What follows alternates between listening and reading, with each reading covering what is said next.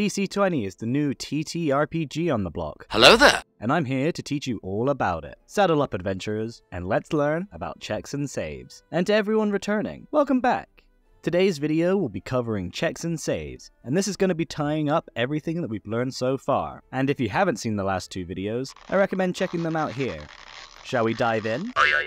What are checks and saves? Whenever a creature, and that includes you, attempts some kind of action that has a chance of success or failure, they would make a check or a save depending on the situation. Typically, it's the GM who will decide whether you need to make a check or a save. Checks are for when a creature initiates an action against something that could be another creature, an object, or a task, like trying to push a creature, lift a rock, or do a pull-up. Saves are for when a creature attempts to react or resist an effect being forced upon them, trying to resist being pushed, dodge a trap, or trying to avoid getting too drunk in a drinking contest. That's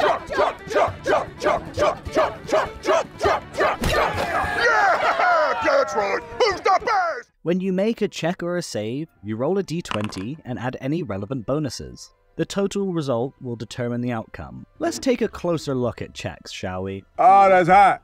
There are 5 main types of checks, which include attribute checks, for when a creature attempts to perform an action that doesn't benefit from any mastery or skills. Perhaps you'll make an agility check to catch a falling item. Wow, great reflexes. To make an attribute check, you'd roll a d20 and add the relevant attribute to the result. There's also attack checks. Whenever a creature tries to hit a target with a weapon or an unarmed strike, they'd make an attack check to determine if they hit. If your attack check is equal to or higher than the target's physical defense, your attack would hit. To make an attack check, roll a d20, add your prime modifier, and add any combat mastery to the result. There are 2 types of attack checks, melee attacks and ranged attacks. They both use the same formula, so let's not worry about that just yet.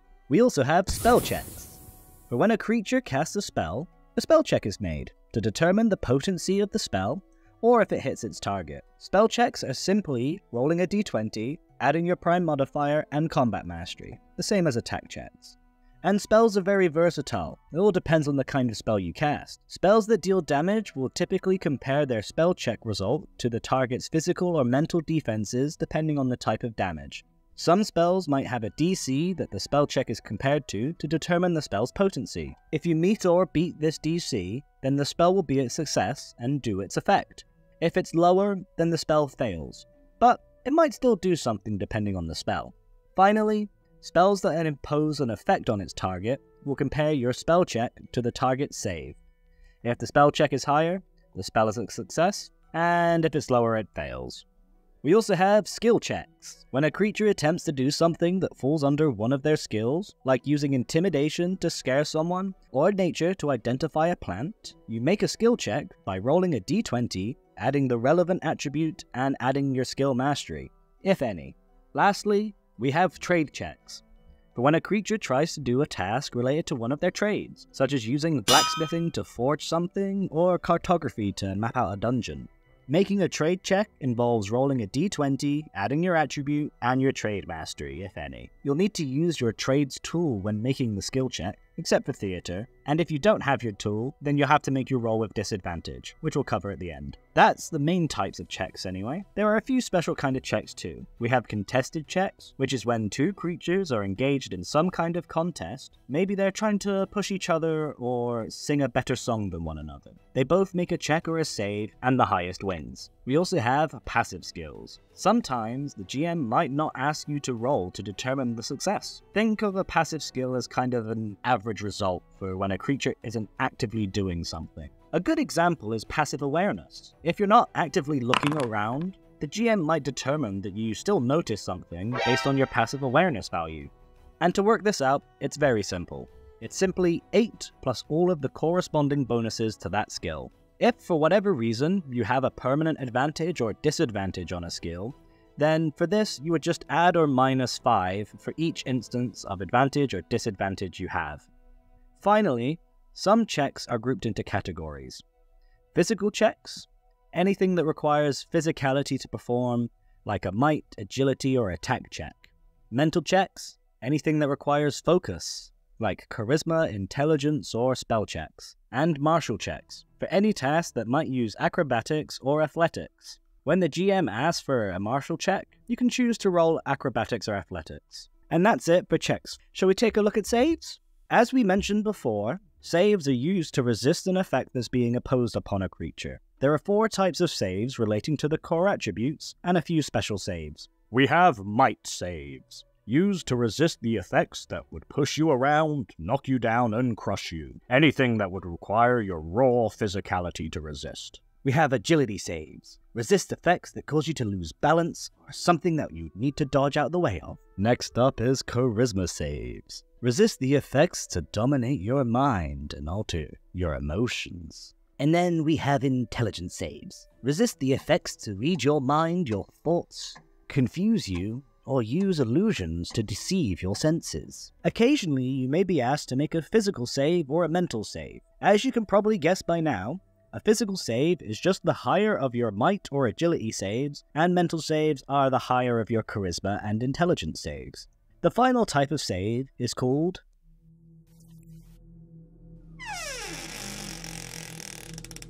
a death save.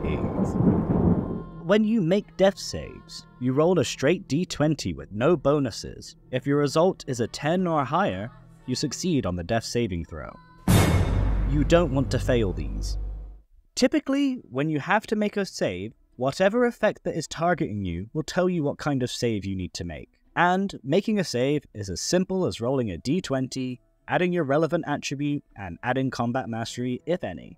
Save DCs. Every creature has a save DC, which represents how difficult it is to resist the effects that it attempts to impose on other creatures. A creature's save DC is 8 plus its prime modifier plus combat mastery. Some monster stat blocks may not follow this formula, but it will be clearly stated what their save DC is.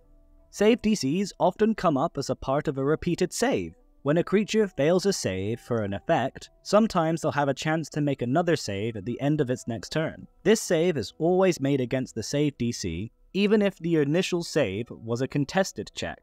And save DCs also come up as part of a dynamic attack save. Some features, such as spells, maneuvers, and techniques, can both deal damage and impose an effect on its target.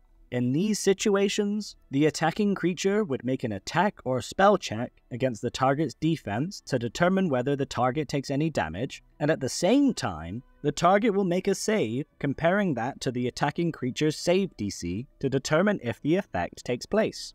This leads to 4 possible outcomes. 1. Your attack hits and they fail their save. The target takes the damage and is subjected to the effect as well.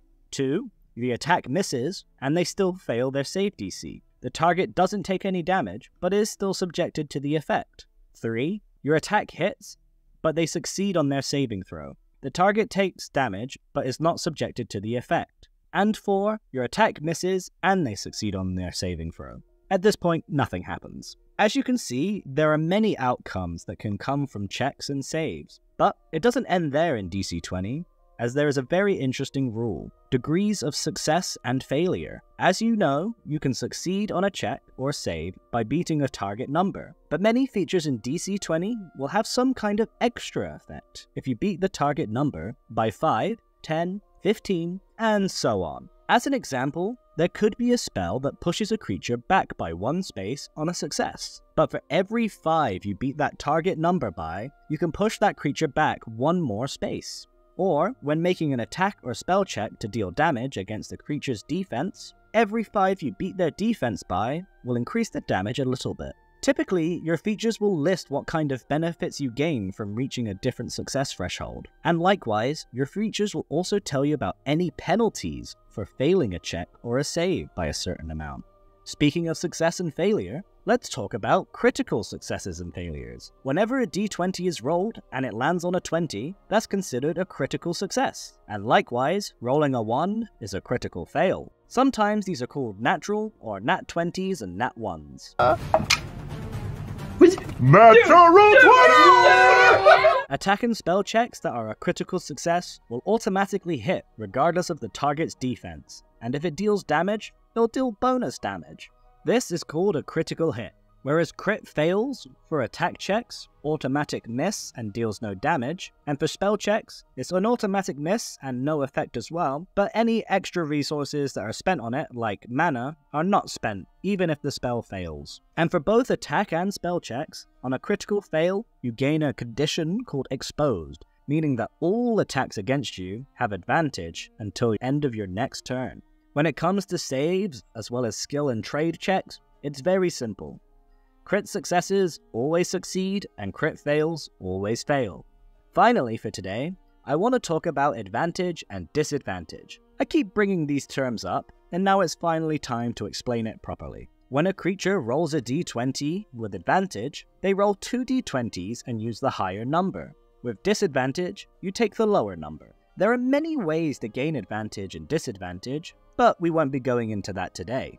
What you need to know now, though, is that in DC20, advantage and disadvantage stacks. What that means is if you have advantage from 2 different sources, you would roll 3 d20s and take the higher number, and likewise with disadvantage. These are often written down as advantage X, where X is the number of extra dice rolled. Sorry for the algebra. You may sometimes find yourself with multiple advantages and disadvantages from different sources. Each instance of advantage cancels one instance of disadvantage, and vice versa.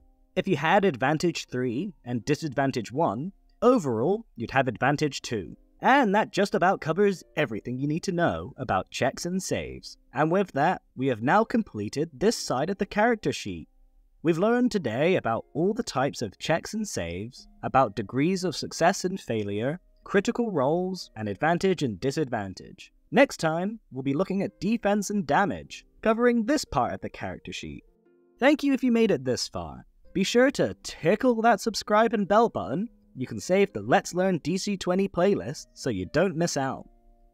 Let me know in the comments what your favorite Nat 20 or Nat 1 story is. I also want to take a moment to give a quick shout out to another DC20 content creator out there. Go check out The Pocket Dimension. They make great videos about DC20 and D&D, and I think it's truly criminal that they don't have a larger following.